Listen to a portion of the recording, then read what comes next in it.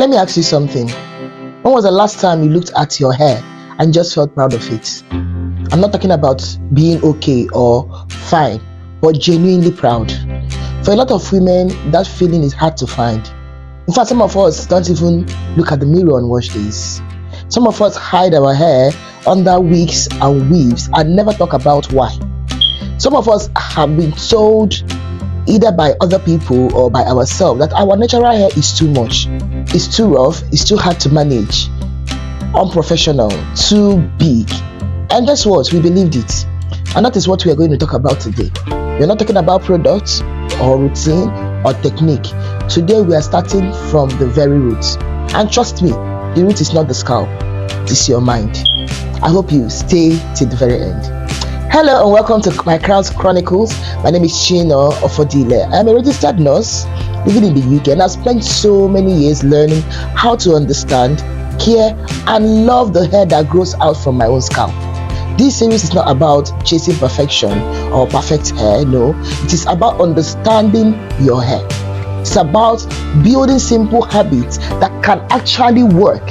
And it's about learning to appreciate the crown that was given to you by God. So in every episode, we are targeting to ask at least one question. So today's question is, why do so many black women have such a difficult relationship with their hair? So I want you to stay tuned. Now, you may want to ask me why this matter. I want to tell you about something that happens to me around 2016, 2017. So I went to a salon and sat to get my hair stretched out because I wanted to get a silk press. I trusted the salonist, and by the time I got up from that chair, guess what? Half of my hair was gone. She had used a flat iron on a chemical relaxed hair with too much heat and no protectant. So what happened? Naturally, my hair broke off. It burned, churned. At some point, I couldn't manage it again. I had to shave it. That was one of the most painful things I've ever experienced, not just physically, but emotionally in my adult life. Because for many of us, our hair is not just hair. It is tied to how we see ourselves. It is tied to how we feel when we walk into a room. It is tied to how confident we feel. It is tied to how beautiful we feel, how acceptable we feel. So when something happens to it, it hurts in a way that it's hard to even explain to someone who has never experienced it. And I knew then that I was not going to let any other person touch my hair until I understood it myself. That very decision changed everything for me. So please stay tuned. Let me break this down into three things I want you to understand today. So the first thing I want you to understand is the relationship between black women and their hair is deeply historical. This is not something that started with you or your mother. It started for over hundreds of years ago. So what happened is that black women were told that the natural hair was not acceptable. In workplaces, in school, in media, in beauty standards that we were designed to exclude them in the first place. And even though times are changing, this message has not disappeared overnight. They are passed down from mother to daughter, from generation to generation. A mother who was told that her daughter's natural hair was not neat enough would teach her to tame it before anyone else says something to her. Now, she's not doing it to hurt her. She is doing it to protect her. But the message that is passed on is still the same. The way your hair grows is the problem. And that is where the complicated relationship begins. Then point two, your hair is connected to your identity. Don't even get it twisted. Many researchers study why women, especially black women, are so emotionally affected by their hair. They find one clear pattern. Hair is not just physical. It is personal, it is cultural. It tells a story about who you are and where you're coming from. Just think about it. When you go natural for the first time, it feels like you have made a decision. When you cut your hair short, people treat it like a statement. When you go back to relaxed hair, some people act like you gave up something, very big thing. Because in our community, hair has always carried a meaning. It carries identity.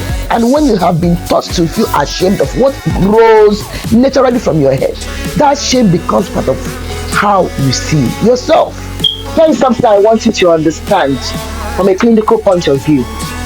Studies have shown that black women are significantly more likely to experience psychologically related stress than women of other groups. Now, This is not a small thing because chronic stress, the kind that sits with you quietly every single day, can affect your cortisol levels.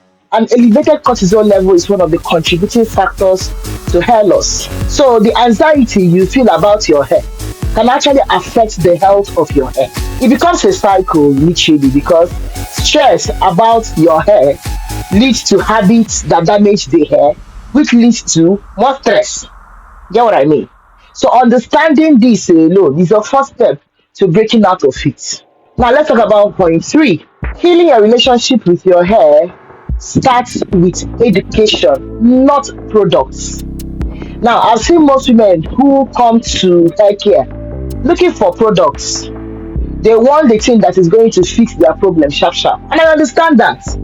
But here is what I have learned from my own journey and from years of understanding and studying scalp and hair health. You cannot love what you do not understand. When you understand how your hair grows, what it needs, why it behaves the way it behaves, something shifts. You stop being afraid of your hair. You stop fighting it. And you start working with it. That is what this series is all about. It's going to teach you and not literally like sell to you. Now, let's talk about a common myth that we find in this community. You know that fallacy that says natural hair is too hard to manage. Now, here is the truth. Natural hair is not hard to manage. Natural hair that is not understood is hard to manage. There is a difference. There are common mistakes I see in women that have decided to start caring for their hair. Now, the first is starting with product before starting with knowledge. They buy like 10 things. They try a routine that someone has worn by. And when it does not work, they give up. Now, they have forgotten that that particular routine was not meant for them or someone else. You have to understand that your hair is yours. It needs a routine that is tailored to you. When you know your hair texture, its porosity, how much moisture it needs, and how to protect it, managing it becomes simple. I didn't say easy, simple. Yes, there are steps to be followed, but they are totally learnable. And that is exactly what we are going to be doing together in this series. The second mistake is expecting fast results. You have to understand that hair grows slowly. Healing takes time. Habits take time.